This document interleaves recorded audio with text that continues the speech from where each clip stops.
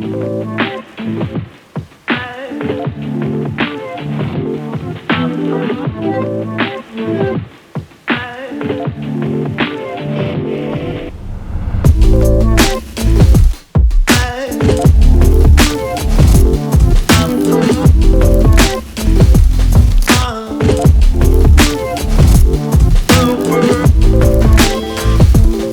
guys, it's Azan here and welcome back to another video. So 2020 is when the little brother of original Razer Viper was released and it was considered one of the best budget mice that year.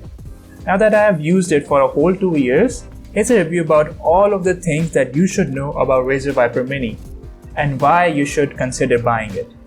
In the box, you only get the mouse itself. It looks the same but is smaller than the original Viper. But for my normal sized hands, it fits well.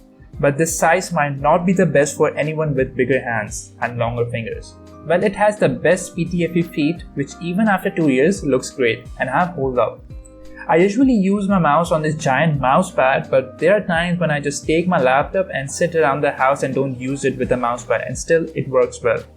Even on the mouse pad, it just glides. It's really smooth and it's always comfortable to hold this mouse and use it. Well, the plastic build and smaller design makes it almost 61 grams, which is really light and really good for gaming.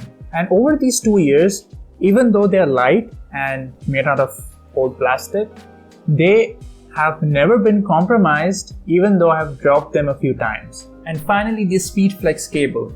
I know it's a weird name for a braided cable, but yeah, that's what Razer does. Give weird names to the simple devices. It's light and easy to use and never comes in between the gaming sessions, even when I'm pulling the mouse and going real crazy while in a really tense match. And comparing it to the other braided cable that I have on my keyboard, this one looks so much better because the other one just feels like it has some rubber inside, which it might have, but this one is just more flexible and much more convenient to use. Well, as you can see, it has 2 programmable buttons on the side, along with one in the middle, and the scroll wheel, which also acts as a button if you click it. Over the years, side buttons have hold up, and so did the scroll wheel. Now here's the button sound test.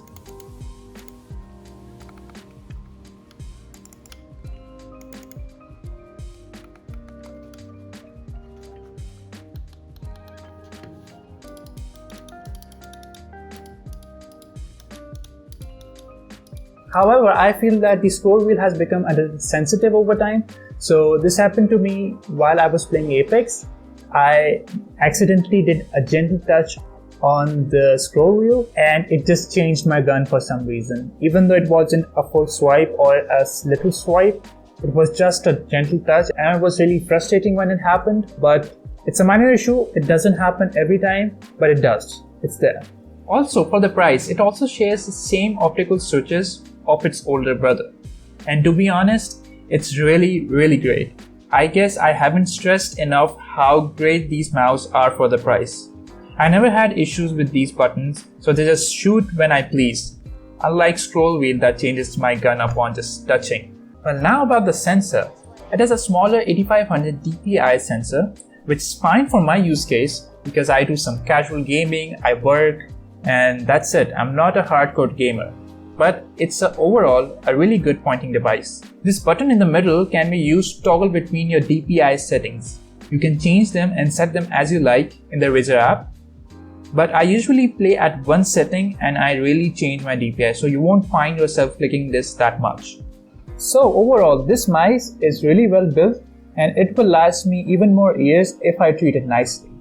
So that leads to the final verdict. I think this mouse is a really great choice if you are on a budget, and even though it has a smaller sensor, it's still great for casual gaming, and even with its some flaws, I think this is a really great pointing device if you're on a budget and if you want to do some casual gaming, work, or any sort of task. I think you should go for it and should at least shortlist it. Well, that's it for this video. I hope you liked it, and if you liked it, then give it a thumbs up, and if you loved the video, then consider subscribing. It's free, and I'll see you guys in the next one.